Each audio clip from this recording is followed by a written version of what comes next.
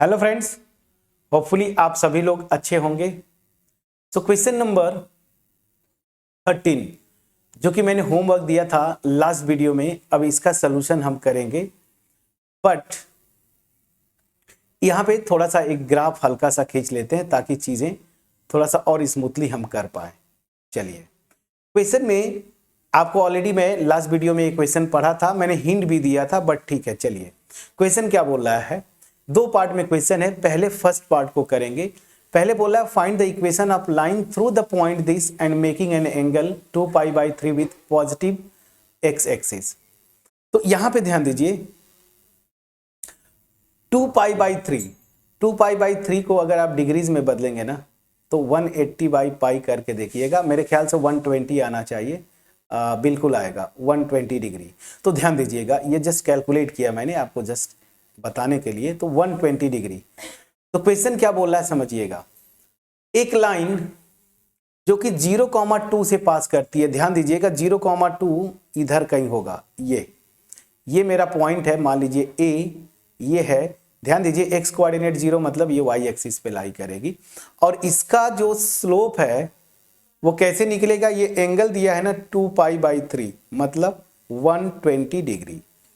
तो positive direction से दिया है तो इसको एंटी क्लॉकवाइज, ये एंगल मैंने एज्यूम किया कि चलो ये एंगल एंटी क्लॉकवाइज है। अब वैसे भी आप देखेंगे तो अगर लाइन ऐसे है तो इसी तरीके का ऑब्ट्यूस एंगल ही बनता है। एक्यूट एंगल ये अंदर वाला होगा, तो इसको तो स्लोप मिलेंगे नहीं। ठीक, अब इस लाइन का इक्वेशन निकालना है ग्रीन वाले का। क्लियर है? तो ग्रीन वाले का इक्वेशन निकालना है। पॉइंट दे दिया और यहां से मैं स्लोप निकाल लूंगा।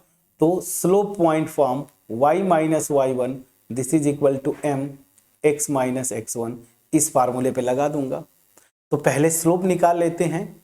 तो चलिए, स्लोप ऑफ रिक्वायर्ड लाइन, चलिए रिक्वायर्ड लाइन, ठीक है, क्या हो जाएगा, m अगर मैं बोलता हूं तो tan 120 डिग्री, और tan 120 मतलब tan 180 - 60 दैट मीन्स -√3 ना। tan 60 की वैल्यू √3 होती है।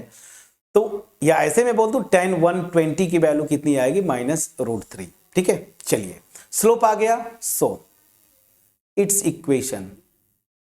इक्वेशन क्या हो जाएगा, ये इस पॉइंट से पास करता है तो y - y1 this is equal to -√3 x - x1। तो ये क्या हो जाएगा, -√3x और यहां से y - 2। तो ये इक्वेशन यहां से क्या आएगा, आप इसको इधर लाएंगे तो √3x plus y - 2 this is equal to 0। ये हो गया आपका पहला जो क्वेश्चन था, पहला पार्ट, उसका इक्वेशन। आंसर आप मैच करेंगे, ठीक है। √3x plus y - 2 equal to 0। अब आते हैं सेकेंड पार्ट पे। सेकेंड पार्ट में जरा फोकस करिए, क्या बोल रहा है, find the equation of line parallel to it and crossing the y axis at a distance 2 unit below the origin. अब ध्यान दीजिए, ये जो लाइन का इक्वेशन निकालना है, मैं कलर थोड़ा सा चेंज कर लूं, ब्लू नहीं, मैं ग्रीन तो ले ही नहीं सकता। चलिए मैं ये कलर ले लेता हूं, येलो। अब ध्यान दीजिए, एक लाइन जो इसके पैरेलल है और वाई एक्सिस को 2 यूनिट पे, मतलब ओरिजिन से नीचे जो है 2 यूनिट पे कट करती है, तो कुछ वो लाइन मेरी ऐसे आएगी। चलिए ठीक है, थोड़ा अच्छा तो नहीं बना बट ठीक है, चलिए इसके पैरेलल ऐसे मैंने कर दिया, ठीक है, ओके। चलिए अब कुछ पैरेलल दिख रहा है। अब यहां पे क्या बोल रहा है कि ये 2 यूनिट ओरिजिन से नीचे, मतलब अगर इस पॉइंट का कोऑर्डिनेट निकालना है, अगर ये b है तो ये मेरा हो जाएगा 0, -2। ठीक, अब इस लाइन, ये लाइन का इक्वेशन निकालना है तो ऑब्वियस सी बात है फ्रेंड्स, ये भी एक इस पॉइंट से पास करता है। अगर इसका स्लोप निकल जाए तो इसी फार्मूले से, पॉइंट स्लोप फॉर्म वाले फार्मूले से मैं इसका इक्वेशन निकाल लूंगा। अब यहां पे आपका मेन कॉन्सेप्ट जो था वो यूज करना था। अगर ये दोनों लाइंस पैरेलल हैं तो दोनों का स्लोप जो होगा ना वो क्या होगा, सेम होगा। तो चलिए यहां पे मैं आता हूं। Now since second line, second required line लिख देता हूं। रिक्वायर्ड मतलब मैं इसकी बात कर रहा हूं, line is parallel to line first, ये फर्स्ट निकाल दिया है मैंने, so this will imply slope of second line,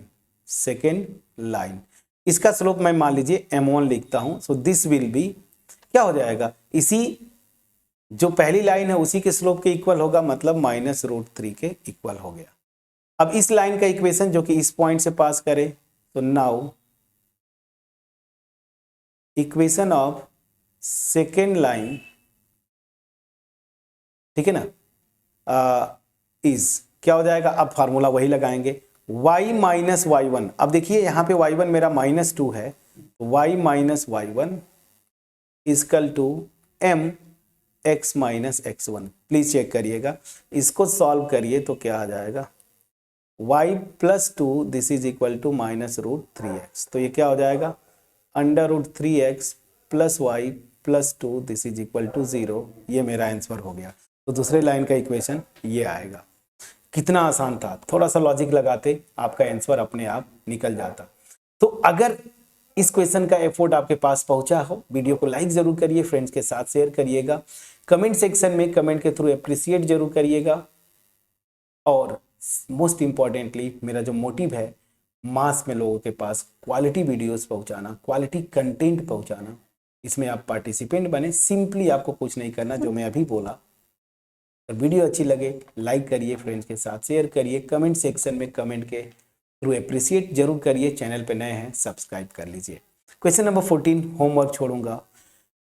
the perpendicular from the origin to a line meets it at the point this, find the equation of line. बहुत अच्छा question है friends, very very important, ठीक है ना। आप इसको दो form से कर सकते थे, लेकिन याद रखिए नॉर्मल फॉर्म अभी आपका सिलेबस नहीं है, और तरीका यही होता है। मैंने जितने भी क्वेश्चंस किए, ध्यान दीजिएगा, जितने भी क्वेश्चन किए, मैं अगर पॉइंट स्लोप फॉर्म से किया, तो इसको आप कोशिश करिए ना कि कोई और फॉर्म लगा सकता हूं क्या, ये कोशिश करना आपका बहुत जरूरी है। तभी आपके ब्रेन को एक्सपोजर मिलेगा and you will be able to solve questions quickly, whether it be a home exam और any competitive exam. Okay, so जितने भी क्वेश्चंस मैं कर रहा हूं, मुझे जो स्ट्राइक कर रहा है एज अ टीचर, तो मैं आपको वो बता दिया, but just try to solve it by another way, that means another using another form of equation of lines. तो जैसे ये क्वेश्चन 14, इसको आप नॉर्मल फॉर्म से सॉल्व कर सकते हैं, तो ये होमवर्क होगा। नॉर्मल फॉर्म से सॉल्व करना ये होमवर्क होगा। चूंकि ये सिलेबस में नहीं है तो मैं इसको नहीं करूंगा, जो सिलेबस में जितने फॉर्म्स हैं उसी से करना है आपको। अब कैसे करेंगे, ये एक अच्छा क्वेश्चन होमवर्क मैं दे रहा हूं। So question number 14 try to solve it, and question number 15 also, I think question number 15 is also here. So these two questions I am leaving you as a homework and try to solve it. Okay, first question number 14, next video में हम इसी को solve करेंगे। Hopefully मेरा effort आपके पास पहुंच पाया होगा। So thank you so much for watching my videos friends.